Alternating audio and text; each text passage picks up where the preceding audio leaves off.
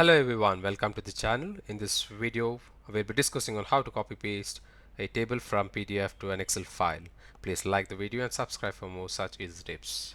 To copy paste the table from PDF, you should keep a PDF file ready. And let us see. In the Excel file, let's click on data. On the left corner, you see get data. Click on get data. Click on my file and select from PDF. And select the file which you have already kept the table ready. Import. Click on the file or page. Load. Yes.